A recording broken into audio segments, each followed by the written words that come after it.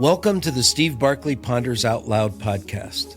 As instructional coaches and school leaders, you are tasked with guiding continuous teacher growth to create student success. This podcast looks to support you with strategies from experienced guests, as well as my own insights that I've gathered over the years. I'm thrilled to have you with us. Thanks for tuning in.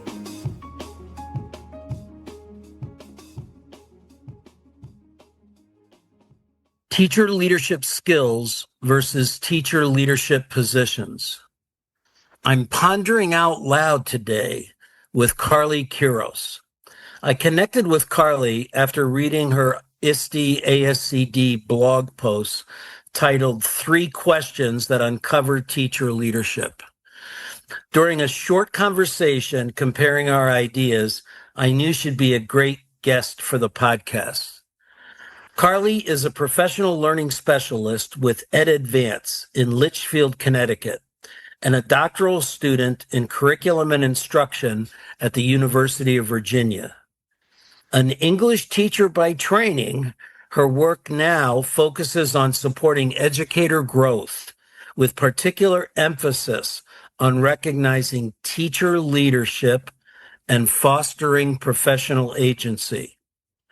Carly is passionate about designing learning environments where leadership is distributed, agency is cultivated, and educators are empowered to influence meaningful change regardless of their formal role.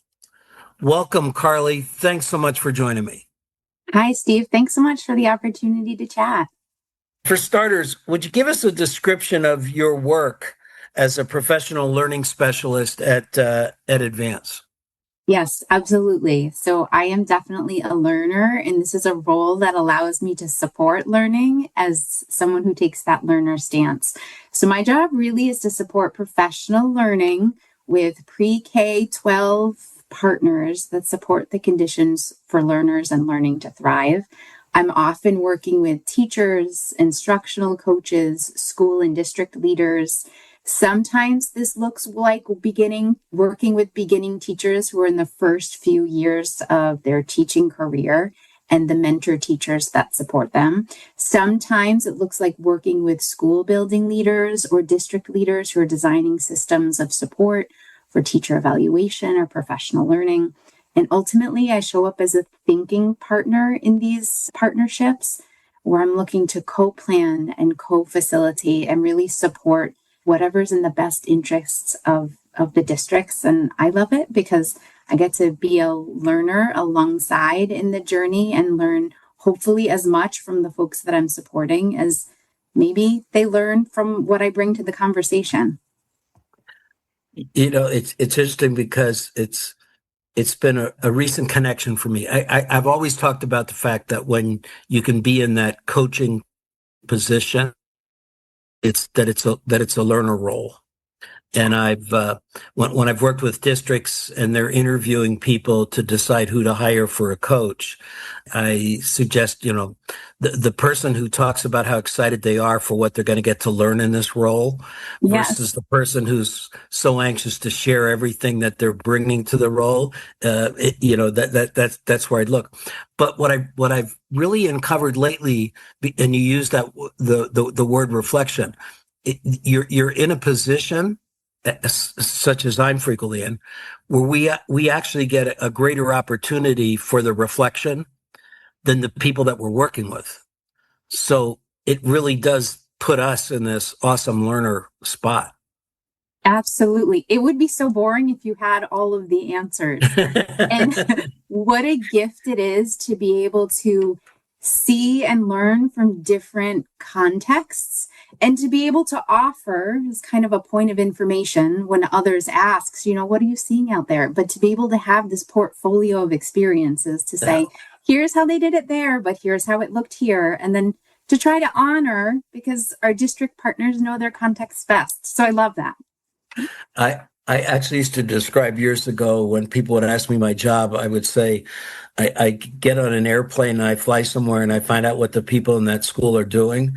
And then I get on an airplane and fly to a different school and tell them Yes. what the people I was with the day before are doing. I'd say, believe it or not, you could actually make a career out of that. Uh, so we want to talk about teacher leadership, and I'm wondering in your work and the research that you've done, have you come up with a definition of teacher leadership that you like? Did you find one? Did you have to design one? Yes. Where do we work from defining it? I love this question because I've learned in my doctoral studies that even the broader scope of educational researchers are undefined and having kind of one single definition of teacher leader or teacher leadership. So that makes me feel better as I'm settling in on my definition. The definition that most resonates with me now does come from the work of Winter and Campbell, and they essentially define a teacher leader as a teacher who is actively in the classroom, some or all of the time, and influencing teaching, leading, and professional practice beyond the four walls of their classroom. And I think for me, I've arrived at resonating with that definition over the last 22 years. I can remember being a brand new high school English teacher and thinking I had two options if I wanted to stay in education. I could be a teacher and stay in my classroom, or I could be a quote unquote leader and be a principal. And at the time, I didn't quite understand, and maybe it wasn't made explicit to me in my own teaching context, but I didn't understand that it wasn't black and white. It wasn't you're a teacher or you're a leader. And so I've really grown in my thinking. I know Charlotte Danielson and many others writes about the difficulty of teachers understanding growth options. But in my journey, it's taken me many years to understand that it's not one or the other. Each and every teacher is a leader, and it's up to our leaders with formal roles and teachers who are leaders without them to help recognize leadership skills and cultivate them and grow them so that the brilliance that teachers have goes beyond the four walls of the classroom. So I've really evolved in my thinking about that term teacher leader. So it really ties nicely to our title of our podcast here then, because a position really isn't necessary. My thinking has come around to that, and I'm always open to other ways of thinking about it. You know, I think about, even as a novice, the thought that I would call myself a leader, and even to some extent today, although I've grown in my thinking there, a leader always felt like this foreign thing where I needed to be named as a department head or an assistant principal or a curriculum director. But, you know, Steve, one of the things I noticed in my consulting work is that often the folks who have the most influence around the table are not those with the formal titles. It might be that teacher, and I'm thinking about the teacher that my son has been lucky enough to have in kindergarten and first grade. You know, the expertise that she has, her demeanor with children, with students, with families, her institutional knowledge in the district that she currently works in. You know, she has a way of influencing the actions of others, and she has a teacher title. So I've noticed that in my work that influence and title are not synonymous. And this has really intrigued me in my own research and professional studies and looking at teacher leadership and being curious about where do we see it? When can we name it? When are we not naming it? And we should name it. If we did name it, how might we, you know, bring it to light and cultivate it and nurture it so that teachers feel fulfilled within the four walls of their classroom and stay for kiddos, but they're also helping expand that growth. And Steve, it makes me wonder if I had a sense of that, or if I understood, or there were conditions that helped me understood at the time of being a novice teacher that I could grow as a leader and be in the classroom, maybe I'd still be in the classroom today. Yeah. Yeah. So in our earlier conversation, it led me to pull the teacher leader model standards that were published years back. And as I began to work through it, I found this quote from Katzenmeyer and Mollar. It's quote, "Within every school, there is a sleeping giant of teacher leadership, which can be a strong catalyst for making change."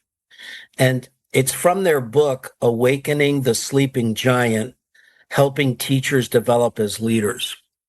And it was really fun for me to find this because at the time that they were doing that book, Marilyn Katzenmeyer was at the University of South Florida. And I spent a bunch of years consulting with USF with the undergraduate honors program they had. And the undergraduates in the honors program took on extra responsibility, took on new learning options, one of which was that I got the chance to come in and work with them. It had leadership components in it, but one of the guarantees they got for being in the program is they would be placed with a supervising teacher when they went out to student teach that had been through similar training. And I got the opportunity to work with those cooperating teachers as well. So I didn't connect at all when I was doing that work years back. I knew who Marilyn Katzenmeyer was. I knew about them writing the book, but I didn't make that leadership connection. But I'm thinking 25 years later, we still have a sleeping giant in a lot of our schools. And I'm wondering if that's what you're finding in your work. Absolutely. And I love all of your connections and all of the ways that you've touched and influenced education. It's appreciated. I absolutely am seeing evidence of a sleeping giant. And it's funny, when I think about sleeping, like I think about sleepy, when I think about myself as being sleepy, I'm here, my brain is here, but I'm a little unfocused. I'm a little relaxed. I'm here, but I'm not really present. I'm not intentional. I'm not aware. And so I feel like in my observations, I'm absolutely seeing lots of opportunities where thoughtful, well-intentioned, hardworking teachers and principals, school leaders are there. And I wonder, with a little more intentionality, if there are opportunities to bring awareness to leadership. So I think about an example where I'm currently supporting a district where the principal and his staff are focused on teacher collaboration through professional learning communities. Each and every teacher engages in a professional learning community. And I noticed a couple of sleepy-ish trends as I reflect on this. So as I observed, I noticed that teachers generally were very hesitant once they looked at evidence of student learning. They were very hesitant to name instructional actions that they wanted to take as a result of the evidence. They were hesitant to say things like, the evidence shows this, so I think we should all agree to do this in our classroom. What I noticed was that they often turned to the principal, who frequently sat in on these professional learning community conversations and asked things like, what do you think? Is that a good idea? What do you want us to do? And it's interesting because when I sat with the principal, I love that you're smiling about this. I hope it feels relatable.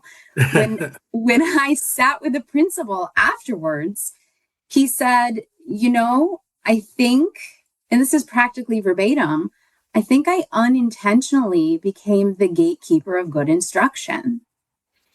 And it made me think about how when I'm teaching, I'm always working really hard not to own the learning, to share the control, even if I really love a text or a topic, that I'm working really hard to create space for learners to play around, ask questions, determine a pathway. And what I noticed in this situation was that the principal had some awareness that teachers didn't necessarily have the support or the space to play around and try on their own to make those decisions, and then to learn from what happened, whether they worked or whether they didn't work. And so it's just really interesting to think about some sleepiness and maybe some starting to wake up, kind of thinking about how might a principal or a school building leader step back and create some supportive conditions for teachers to engage fully in the collaboration and ride that process, grounded in the evidence, and make those decisions. I hope that principal takes you on as a coach. Yes. Because the principal's behaviors are unconscious, and the fact that the principal said that to you says they mean the most. Yes. I was in a situation coaching a principal, starting those learning communities like that, and people in the group would ask her a question, and I would train her to call a quick timeout and say, do you want my answer as a participant, or do you want my answer as a principal? I love that. If what you're asking me to do is think out loud and co-create with the rest of you, I'd like to join in. But unless you tell me, I'm in the position where my offering, my ideas are going to be interpreted as that's the direction we need to take because of my position.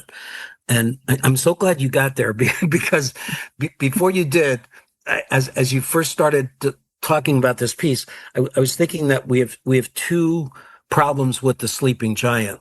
And one is a reluctance on teachers' part to step into those leadership behaviors with their colleagues, no title, but to step into that behavior when it's there. But I think at the same time, we have people not requesting the leadership of their colleagues. Yeah. So if I'm being hesitant not to put myself in that role, if you came and asked me to step into that role with you, you've now really made it doable for me. That's right. It's almost like we need a consciousness on both parts. I love that. And Steve, it's interesting because you asked before about a definition of teacher leader. And another thing I've learned is that sometimes even the term teacher leader or teacher leadership has a negative connotation. There are certain districts where I know that we don't use that term because the connotation is, oh, I have to do something extra. And then it becomes a challenge of time and compensation. And in this PLC example, it's, we're all expected to be in this collaborative conversation, and it's the subtlest shift. And I love your distinction about the principal. Do you want me to answer as a thinking partner, a learning participant, or like, I love that distinction. I'm also thinking about the broader context, and I'm thinking about sleepiness in some of our larger systems. For my field study in the spring, I took a look at the professional learning plans and evaluation system of several districts in my home state of Connecticut through the lens of the teacher leader model standards. And I basically asked, where in these plans that are supposed to shape behavior and systems for learning, where in these plans is there evidence of recognition of teacher leadership or supporting and developing teacher leadership? And this may feel really obvious, but what I found was these evaluation plans and professional learning plans really focused on individual teachers within the four walls of their classroom. There was not a lot of evidence around collaboration or sharing, promoting learning beyond the four walls of the classroom. And so that's ultimately what led me to write that ASCD piece that you mentioned, because I just continue to wonder if we wake up a little bit and shake that sleepiness around teacher leadership, what happens if we intentionally think about these larger systems and practices through that lens of where's leadership happening? Where is it happening but not being named that way? And what happens if we name it? Yeah. Uh, when I went back to look at those teacher leadership model standards, there's seven of them that are listed, and the first one for me best encapsulates where I would see teacher leadership, and it's phrased as fostering a collaborative culture to support educator development and student learning, which is what you were just you were just describing, and that fits with the belief system that I work from, that teaching is a team sport. And so if we take it back to evaluation, uh, part of the teacher evaluation process, in effect, ought to be looking at the teacher's skill set in being a team member. Does that align? Yeah, I love your thinking about teaching as a team sport. I mean, it makes me feel better thinking about myself as a teacher. I feel like it gives me a little reprieve. Like I don't have to have every answer, and that's okay. And I feel like part of being a professional is thinking about not only the success within the four walls of your classroom, but thinking larger. How do you support the efforts and grow the growth beyond your classroom, within your team, within your school, within your district? And so I think that's really important. I think about in my work, I get to work with a lot of teacher leaders who are teaching and taking on a mentoring role to support a beginning teacher in their first few years of teaching. And when I support new mentor teachers, and maybe, Steve, you found this when you were supporting cooperating teachers, I am often asked by new mentor cooperating teachers, what do I do if I don't know the answer for my novice? What's the best way I should direct them? What's the best question? What if I don't ask that question? And I think those questions are wonderful because they communicate such care that teachers have for their novice colleagues. And at the same time, to use your phrasing, teaching is a team sport. So we know one person. It's unreasonable that any one person might have all the answers. And one really useful tool that I've been using with mentor teachers is aligned to the work of Sharon Helmke at Learning Forward. She talks about creating a web of support. And I love the idea of taking out a pen and paper or opening up, your Google Doc and thinking through who are all the folks that are down the hall, that are upstairs, that are in your building, that are in the district, that have unique expertise that might not be the same as yours. Who's really good at transitions, or who really knows that content area or understands that specific learning difficulty, who's really good with recording grades. And just reminding yourself and a novice, yourself, you've got a lot of support there. And maybe you show up for something on someone else's web of support. And so being mindful of that continued collaboration and support, that even if we don't have a structured time in PLCs where we're expected to play particular roles and use a protocol for dialogue, that we also have these informal webs where we're helping to strengthen one another. And I think that's really powerful. So that connects for me that one of my indicators of teacher leadership is vulnerability. So I often describe to administrators, if you're looking to interview and select people for positions, vulnerability is one of the things I'd be looking for. I describe it as, I don't need the best science teacher to be head of the department. I need the person who's comfortable bringing in a lab that didn't get the student learning results you wanted and taking 10 minutes of the science department meeting to ask people to take a look at it and give you feedback. So when I would carry that over to your talking about a mentoring, I did a lot of work with mentor teachers years back. Matter of fact, not too far from you, Rochester, New York. I just did several years with, and we used to get into the discussion of how long should mentoring last. Is it a 6-month program, a 1-year program? Is it a year and a half? And I found a district who I thought had the best example. Mentoring was over when the beginning teacher threw open the doors of her classroom and said, "You may all come in." Oh, I love that. Isn't that neat? I Because love that. what they're really saying is, I am now fully professionally engaged. It's not because I know the answers. It's because I understand how you approach finding the answers. And in effect, that's one of the most important things mentors do, is not knowing the answers, but knowing how to create a structure to go find the answer. And that's what you want the new teacher to do, is to learn that process.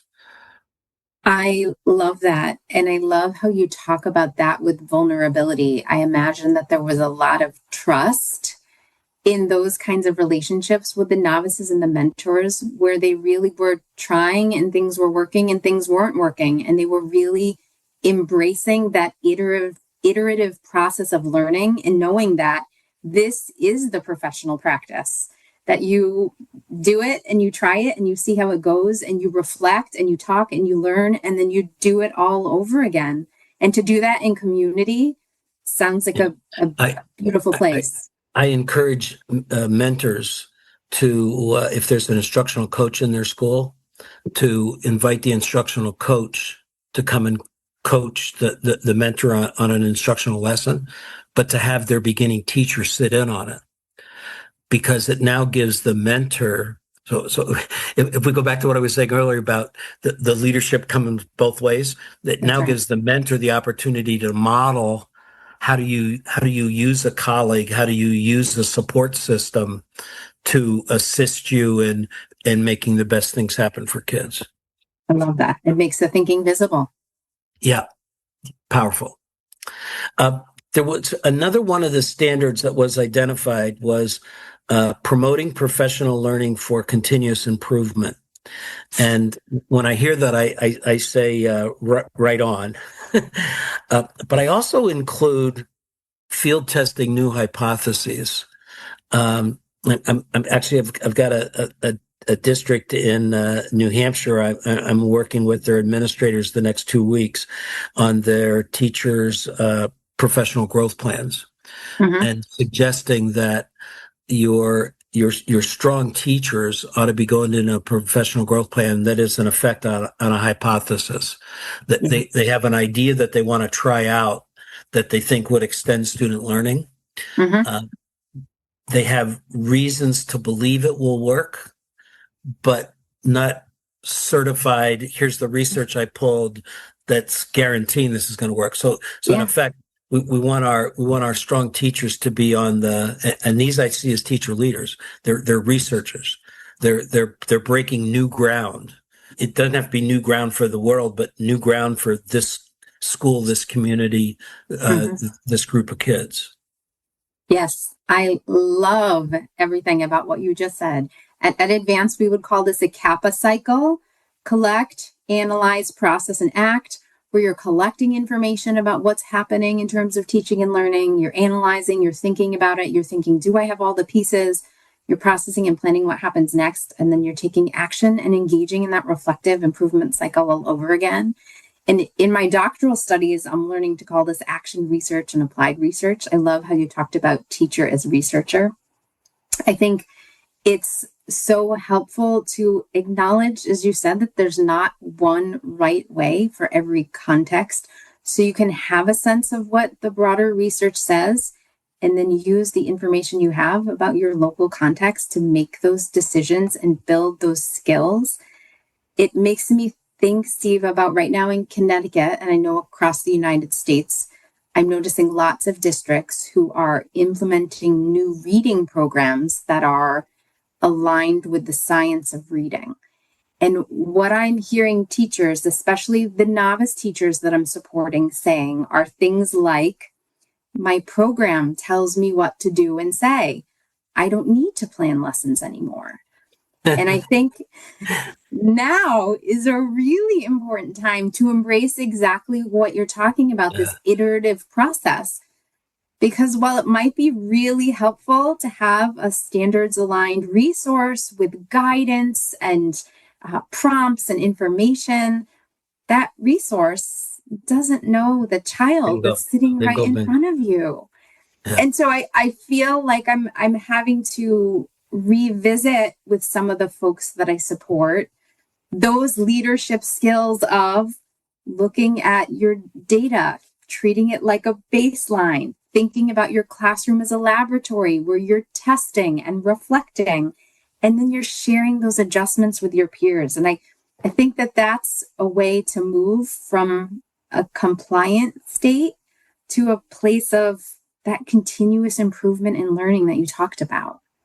So what role do you think teachers have in promoting leadership skills among their colleagues? The teachers that I work with are brilliant and passionate and well-intentioned and hardworking. And I feel like I could give so many compliments for all the effort and the skills. I think that teachers are leading every day without they themselves or others with titles naming it leadership. You know, just last week, I was speaking with a teacher who is new to the district or will be new to the district, and she already has a colleague who's offered to give some feedback for the first observation of the year. It's not required, it's just a colleague reaching out, providing some assistance so that her novice colleagues feels more comfortable. I think those are the kinds of leadership moves that so many teachers are doing all the time. I do think that all teachers deserve access to training that supports their leadership skill development. In my work at EdAdvance this year, for the first time, I'm going to pilot an Academy for Teacher Leadership, where I am working with teacher leaders from a variety of districts. And all of these teacher leaders want to stay in the classroom, but they're beyond those first 4, 5, or 6 years where they're looking to develop their skills to increase their influence beyond their classroom. And so we're going to study together about communication strategies and working with adult learners and thinking about promoting professional practice beyond the classroom. And they're each going to look at a locally contextualized issue that's passionate to them. And we're going to think through and problem solve and build community to try to support their efforts. I hope in that experience to build and allow for trust and vulnerability like we've talked about, and to have this network of support that exists beyond these teacher leaders' immediate schools and districts. But I think it's important that we think about leadership skills and we name them and we make sure that teachers have access to grow themselves in those leadership ways. So I've been picking up and using the term leaderfull. Love that. We need schools that are leaderfull. We need classrooms that are leaderfull. We need communities that are leaderfull. And it sounds like you got a project already out and going to test that out. So can I get on the schedule to reconnect on a podcast? Absolutely. I'd love to hear what you did and what you found. Absolutely. I would jump at the chance to talk more about that with you. And I love your term leaderful. I think it's a good one, and it's one that I want to use moving forward. Yeah, I think especially if you keep the vulnerability component, if that's a strong component of a leaderful organization where the members are vulnerable themselves with each other. Yeah. I think that's a powerful picture. Absolutely. What's the best way for listeners to connect with you with follow-up questions or continuing to follow the work that you're doing, the writing you're doing? Yeah, I would love to connect with listeners and keep the conversation going. So I would say the best way to follow me would be to follow my writing on the ISTE and ASCD blog, and also on Learning Forward's The Learning Professional. I have a new article coming out this month in August. And you can also feel free to reach out through edadvance.org to see about the work I'm doing and my team's doing related to teacher leadership. I'm always eager to hear how leaders and coaches are engaging in their thoughtful work, so don't hesitate to reach out. All right. I'll put the link to the article on 3 questions that I read that sparked me. Fantastic. I'll put that in there, and I'll put the EdAdvance, make it easy for folks to find. Oh, fantastic. Thanks so much, Steve. What a joy and pleasure it's been talking with you. Thank you. Same on this end, and I look forward to hearing about what comes out of that project that you're jumping into. Absolutely. Thank you so much. Thanks so much. Thanks for listening, folks. I'd love to hear what you're pondering. You can find me on Twitter or LinkedIn at Steve Barkley, or send me your questions and find my videos and blogs at barkleypd.com.